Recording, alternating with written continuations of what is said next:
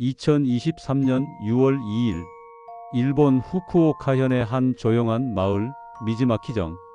이날 공영주택 한 채에서 평범하게 살아가던 한 여성이 싸늘한 죽음으로 발견됩니다. 현장은 처참했습니다. 현관문은 열린 채 집안은 마치 폭풍이 휩쓴 듯 엉망이었고, 그녀는 손발이 결속 밴드에 묶인 채 목을 졸린 흔적과 함께 발견되었습니다. 피해자는 52세의 여성 츠지 츠구미. 조용히 살아가던 그녀에게 도대체 무슨 일이 벌어진 걸까요? 경찰은 사건 초기에는 강도살인으로 방향을 잡고 수사를 시작했습니다.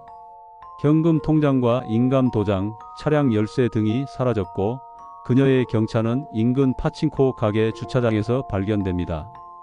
그러나 사건 발생 2달 후 체포된 범인은 모두를 충격에 빠뜨렸습니다. 범인은 바로 피해자의 친동생 츠지 카즈미. 한 집안에서 나고 자란 자매, 그 동생이 친언니를 살해했다는 이 믿기 힘든 현실은 일본 사회에 큰 충격을 안겼습니다. 그런데 이 사건은 단순한 가족 간의 비극이 아니었습니다. 조사 과정에서 밝혀진 한 사람의 존재, 바로 오카무라 에미, 당시 40대 후반. 가해자인 동생 카즈미가 무려 20년 동안 돈을 바쳐온 지인의 존재가 드러난 것이죠. 경찰과 검찰은 이 여성의 존재가 사건의 배후라고 판단했고, 결국 두 사람 모두 강도살인과 그 공모 혐의로 기소됩니다. 이 사건의 핵심은 돈의 흐름. 2004년부터 무려 약 20년간 카즈미는 총 5,800만 엔, 한화 약 5억 원 이상을 이 여성과 그녀의 딸에게 지속적으로 송금해온 사실이 드러납니다. 그녀의 주 수입원은 성매매, 길거리에서, 모텔에서 쪽잠을 자며 고객을 받았고, 하루 3,000엔, 많을 땐 15,000엔. 그렇게 번 돈은 본인 생활에는 거의 쓰지 않고 대부분은 친구라고 믿었던 지인에게 보내졌습니다. 사건 당일에도 마찬가지였습니다. 카즈미는 언니 집에서 3개의 통장과 도장을 빼앗아 바로 73만 엔을 인출했고, 그 돈 역시 전부 오카무라에게 송금했습니다. 그녀는 이렇게 진술합니다. 차키짱이 딸이 병원에 입원했다고 했어요. 오늘 안으로 돈이 없으면 안 된다고. 그래서 어쩔 수 없었어요. 도대체 왜 언니를 죽이면서까지 돈을 보내야 했을까요? 법정에서 드러난 진실은 지배와 착취. 법원은 오카무라가 카즈미에게 장기간 금전 요구를 하며 심리적 우위를 점하고 사실상 노예처럼 이용했다고 판단했습니다. 카즈미는 공판에서 이렇게 말합니다. 왜 돈을 줬는지 저도 잘 몰라요. 그냥 깊이 생각하지 않으려고 했어요. 이는 심리학적으로 신경증적 방어라는 개념으로 해석됩니다.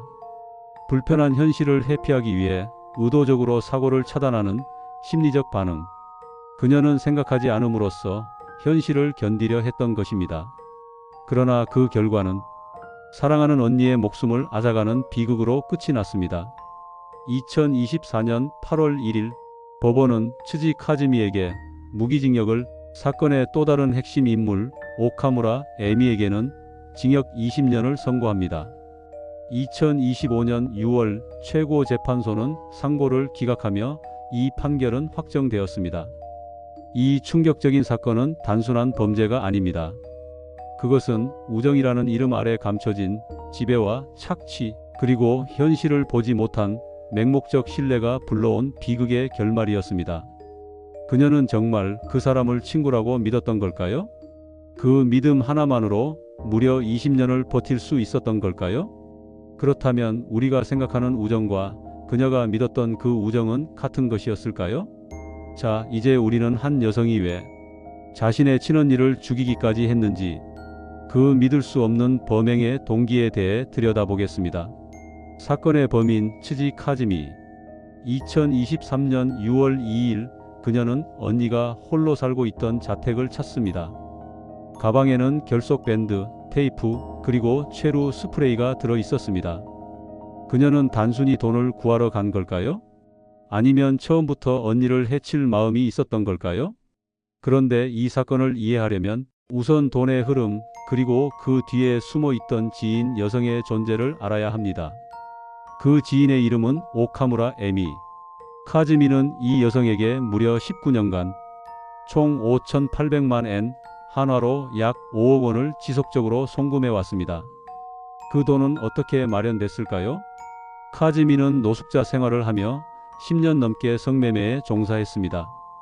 호텔에서, 거리에서, 파친코 옆 골목에서 하루 평균 3명에서 5명의 남성을 상대했고 제대로 쉬지도 먹지도 못했습니다. 그렇게 수년을 견디며 벌어들인 돈은 거의 예외 없이 오카무라와 그 가족에게 전달됐습니다. 그녀는 왜 가족도 버리고 자식도 떠나고 모든 삶을 그녀에게 바친 걸까요? 법정에서 그녀는 이렇게 증언합니다. 왜 돈을 줬는지는 저도 잘 몰라요. 깊게 생각하지 않으려 했어요. 이 짧은 문장 속엔 19년간 이어진 세뇌와 심리적 지배가 담겨 있었습니다. 사건 당일 오카무라는 자신의 딸이 병원비가 없어 치료를 못 받고 있다고 카즈미에게 연락했습니다. 그리고 카즈미는 움직였습니다. 그녀는 언니의 집을 찾고 수차례 돈을 요구했고 거절당하자 최루 스프레이를 뿌리고 언니를 제압합니다. 통장 3개와 도장을 빼앗은 후 근처 ATM에서 73만 엔을 인출해 즉시 오카무라에게 송금합니다. 그녀는 말합니다. 죽일 생각은 없었어요. 돈만 필요했어요. 그러나 법원의 판단은 달랐습니다. 최루 스프레이, 밴드, 테이프, 탈취된 통장과 인출, 그리고 목을 졸라 숨지게 한 흔적, 모든 정황은 단 하나의 결론을 가리켰습니다. 이 범행은 철저히 계획됐고 살인은 의도적으로 실행된 것이었습니다. 전문가들은 이 사건을 정상적인 사고 방식으로는 설명하기 어렵다고 말합니다. 카즈미는 단순한 채무자나 가해자가 아니었습니다. 그녀는 19년간 오카무라에게 조종당하며 사실상 정신적 노예 상태에 가까웠습니다. 심리학자들은 이것을 신경증적 방어라 말합니다.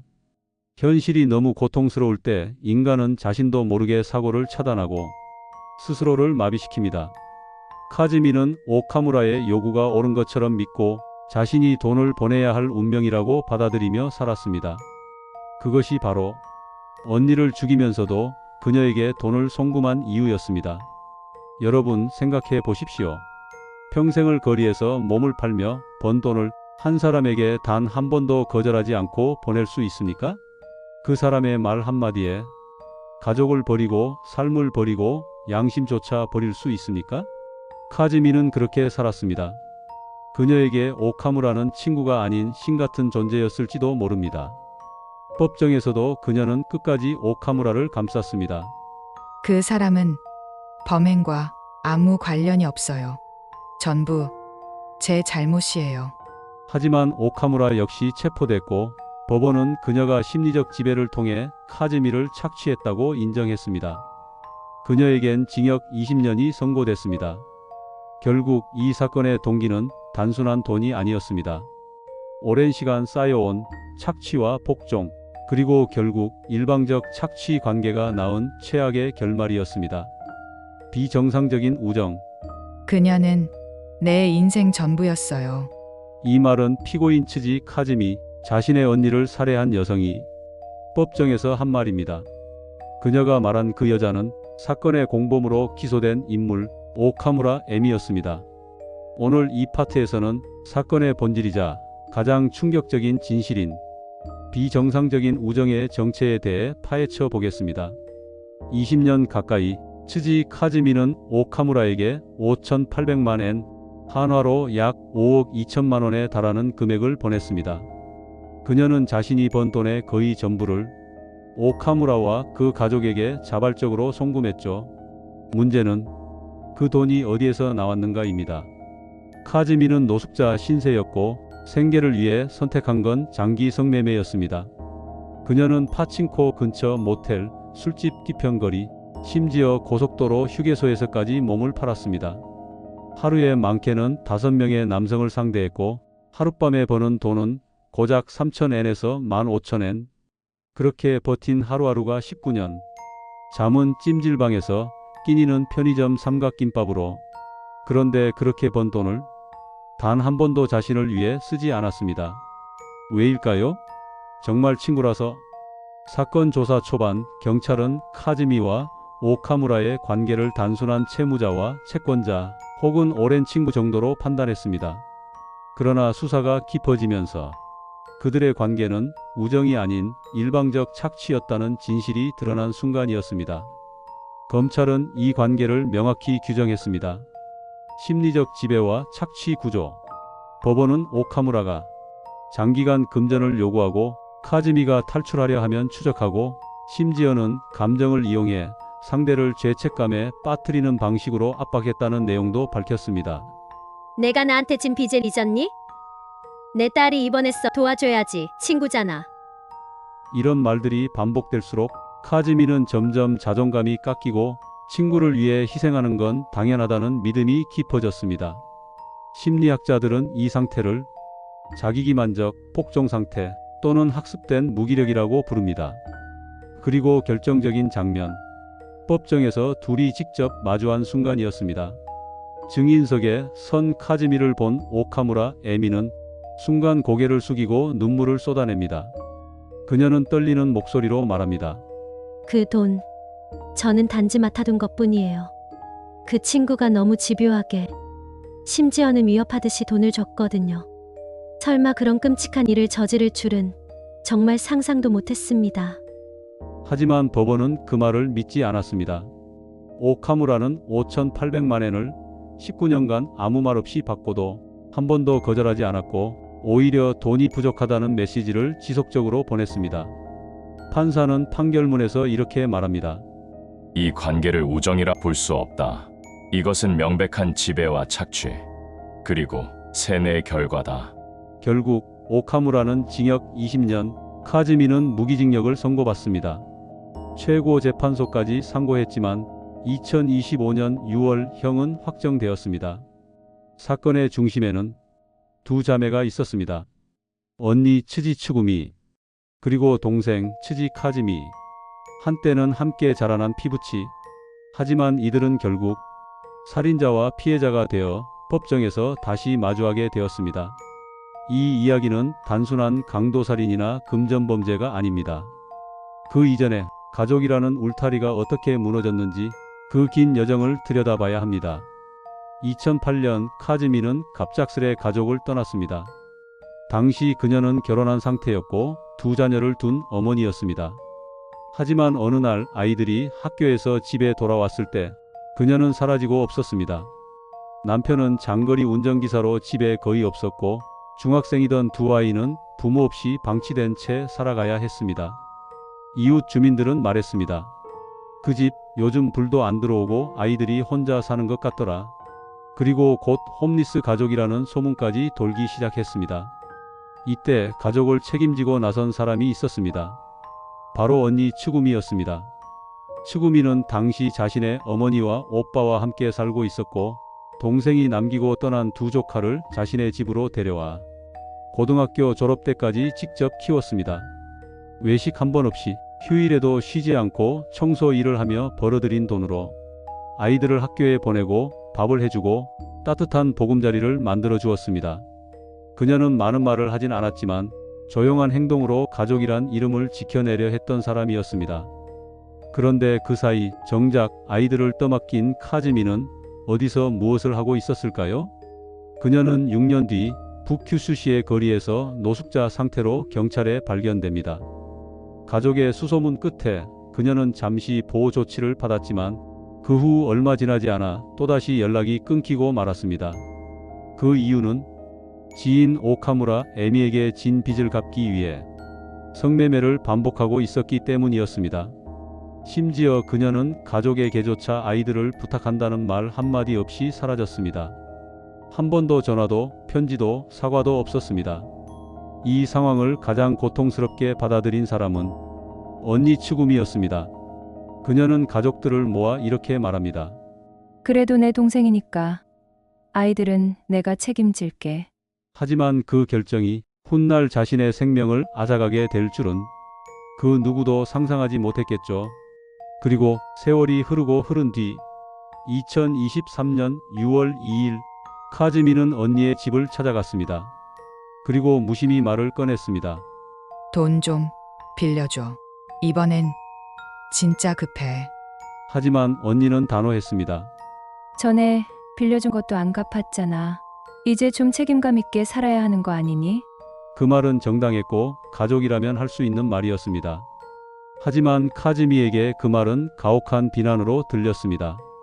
그녀는 주머니 속에 있던 결속 밴드와 최루 스프레이를 꺼내 언니를 제압합니다. 그리고 통장 세권과 인감 도장을 빼앗아 현금 73만 엔을 인출한 뒤 그 돈을 고스란히 오카무라에게 송금합니다. 그날 언니는 질식사로 생을 마감했습니다. 자신이 직접 키운 조카의 어머니에게 보답 대신 죽음을 맞은 것이죠. 카즈미는 법정에서 울먹이며 말합니다. 왜 그런 일이 벌어졌는지. 그땐 아무 생각도 하고 싶지 않았어요. 그녀에게 가족은 돌아가고 싶으면서도 결국 등을 돌릴 수밖에 없었던 멀고 낯선 세계였는지도 모릅니다. 그리고 언니는 그 문턱을 넘어설 마지막 기회를 끝까지 열어주려 했던 단 한 사람이었습니다. 하지만 그 문을 카즈미는 스스로 닫아버렸습니다. 심리 해석, 신경증적 방어. 분명히 이용당하고 있다는 걸 느끼면서도 왜 끊어내야 할 그 끈을 스스로 놓지 못하는 걸까요? 하물며 그 사람이 친구라는 얼굴을 하고 다가왔다면 우리는 과연 의심할 수 있었을까요? 이번 섹터에서는 이 사건의 중심에 있는 인물 츠지 카즈미의 심리를 심리학적으로 분석해 보려 합니다. 카즈미는 19년 동안 오카무라 에미에게 성매매로 번 돈 약 5,800만 엔을 자발적으로 송금했습니다. 그녀는 파친코 옆 모텔, 국도 주변, 심지어 고속도로 휴게소에서도 몸을 팔았고 번 돈의 대부분을 오카무라와 그 가족에게 보냈습니다. 그런데 법정에서 그녀는 이렇게 말합니다. 왜 그렇게 돈을 보냈는지 저도 잘 모르겠어요. 깊이 생각하지 않으려고 했어요. 이 말 그냥 넘기면 안 됩니다. 바로 신경증적 방어의 핵심이기 때문입니다. 신경증적 방어란 자신이 직면한 현실이 너무 괴롭고 받아들이기 어려울 때 의식적으로 생각하지 않음으로써 자신을 지키는 심리 기제입니다. 정신분석학에서는 이를 인지적 회피 또는 감정 차단이라고도 부르죠. 예를 들어 사기를 당한 걸 알면서도 그래도 걔도 사정이 있었겠지라고 말하거나 매일 학대를 당하면서도 내가 잘못했어, 나 때문이야 라고 느끼는 것. 이런 식으로 현실을 완전히 외면하지는 않지만 그 고통을 직면하기엔 너무 벅차기 때문에 인간의 내는 느낌을 차단하며 스스로를 보호하려 합니다. 심리학자 캐런 호니는 이를 불안으로부터의 도피라고 표현했습니다. 그리고 츠지 카즈미는 바로 그런 상태에서 19년을 살아온 것입니다. 오카무라는 단순한 친구가 아니었습니다. 그녀는 때로는 딸이 입원했다, 때로는 너 때문에 내가 위험해졌다는 말로 끊임없이 카즈미를 압박했습니다. 그리고 카즈미는 점점 나는 이 사람을 돕기 위해 존재하는구나라고 믿게 됩니다. 그녀는 스스로의 욕구, 감정, 가족, 삶을 모두 차단하고 오직 오카무라의 말을 지키는 데만 몰두했습니다. 심지어 언니에게 돈을 요구하러 갔던 그날도 마찬가지였죠. 가방엔 최루 스프레이와 결속 밴드, 이미 거절당했을 때를 상상한 채 준비한 범행 도구였습니다. 하지만 그녀는 여전히 이렇게 말합니다. 죽일 생각은 없었어요. 그냥 돈이 필요했을 뿐이에요. 그 말 속에는 자신이 하는 행동의 실체를 보지 않으려는 무의식적 회피가 담겨 있습니다. 법정에서는 그녀가 정신적으로 미약하다는 주장이 제기되었지만 전문가들은 말합니다. 그녀는 완전히 현실을 인식 못한 상태는 아니었다. 다만 너무 오랜 시간 동안 지속적인 착취와 복종의 구조 속에서 정신적으로 마비되어 있었을 가능성이 높다고. 우리가 주목해야 할 것은 이것입니다. 카즈미는 스스로를 피해자라고 여기지 않았습니다. 오히려 자신이 잘못했다고 믿었고 그 믿음을 지키기 위해 언니를 희생시켰습니다. 신경증적 방어는 누구에게나 일어날 수 있습니다. 괴로운 관계에서 벗어나지 못하는 사람, 말도 안 되는 대우를 받으면서도 침묵하는 사람, 그 사람이 날 위해서 그런 거야 라고 말하는 사람. 이런 모습 혹시 우리 주변에도 있지 않나요? 카즈미는 스스로에게 말했을 겁니다. 나는 그냥 친구를 도운 거야. 나는 잘못한 게 없어. 그리고 그 믿음 속에서 가장 소중했던 언니의 숨을 끊었습니다. 사건의 전말과 법정 판단. 2023년 6월 2일 후쿠오카현 미즈마키정의 한 공영주택에서 52세 여성 츠지 츠구미가 숨진 채 발견됩니다. 손발은 결속 밴드로 묶인 상태, 목에는 압박 흔적이 선명했고 집안은 뒤엉켜 있었습니다. 사건 현장을 처음 목격한 이웃은 이렇게 말했습니다. 그 방은 사람이 살 수 있는 공간이 아니었어요. 무언가 끔찍한 일이 있었던 게 분명했죠. 처음엔 강도살인으로 시작된 수사. 하지만 2개월 뒤 충격적인 인물이 체포됩니다. 피해자의 친동생 츠지 카즈미, 그리고 함께 기소된 또 한 명의 여성, 카즈미가 20년간 돈을 바쳐온 지인 오카무라 에미. 이 사건은 단순한 강도살인이 아닙니다. 20년간 지속된 착취와 세뇌, 그리고 그 끝에서 벌어진 친족 살해. 그 전말은 법정에서 하나씩 밝혀지게 됩니다. 2024년 7월 검찰은 핵심 증거를 공개합니다. 카즈미가 20년간 오카무라에게 보낸 돈 총 5,800만 엔, 그 대부분은 성매매로 번 돈. 사건 당일 피해자의 집에서 통장 3개와 도장 탈취, 그리고 인출 직후 오카무라 계좌로 송금된 73만 엔. 그러나 카즈미는 자신이 언니를 죽이지는 않았다고 주장합니다. 무서워서 스프레이를 뿌리고 묶었을 뿐이에요. 돈만 필요했어요. 죽일 생각은 없었어요. 하지만 법원은 이를 받아들이지 않았습니다. 그녀는 범행 전 최루 스프레이와 밴드, 테이프를 준비했고 피해자의 눈을 가리고 손발을 묶었으며 통장, 도장을 챙긴 후 현장을 떠났습니다. 그 결과 피해자는 질식사에 이르렀고 모든 정황은 살인의 고의성을 입증하고 있었습니다. 2024년 8월 1일 1심 재판부는 카즈미에게 무기징역을 선고합니다. 판사는 이렇게 말했습니다. 가해자의 행동은 철저히 준비된 범죄였으며 자신의 금전적 욕구를 충족시키기 위해 가족을 희생시킨 점에서 죄질이 극히 불량하다. 하지만 이 사건에서 가장 복잡했던 쟁점은 카즈미가 왜 그렇게까지 돈을 보내야 했느냐, 그리고 오카무라의 지배와 책임이 어디까지였느냐는 점이었습니다. 오카무라는 말합니다. 돈을 보관해 준 것뿐이에요. 그 애가 알아서 보냈어요. 저는 아무것도 몰라요. 그러나 법원의 판단은 달랐습니다. 2024년 12월 12일 법원은 오카무라에게 징역 20년을 선고합니다. 그 근거는 다음과 같습니다. 오랜 기간 지속된 금전 요구, 묵시적 공모로 평가될 만큼의 반복된 언행, 카즈미가 오카무라의 요청을 거부하지 못할 정도로 심리적 우위 관계에 놓여 있었던 점.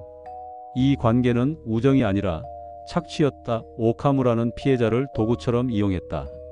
이후 두 사람 모두 상고했지만 2025년 6월 최고재판소는 상고를 기각, 두 판결은 최종 확정됩니다. 츠지 카즈미 무기징역 확정, 오카무라 에미 징역 20년 확정. 법정에서의 마지막 장면. 카즈미가 증인석에 앉자 오카무라는 그녀를 보지 못하고 고개를 푹 숙인 채 울기 시작합니다. 그 아이는 나 때문에 무너졌어요. 그 말은 진심이었을까요? 아니면 최후의 연기였을까요?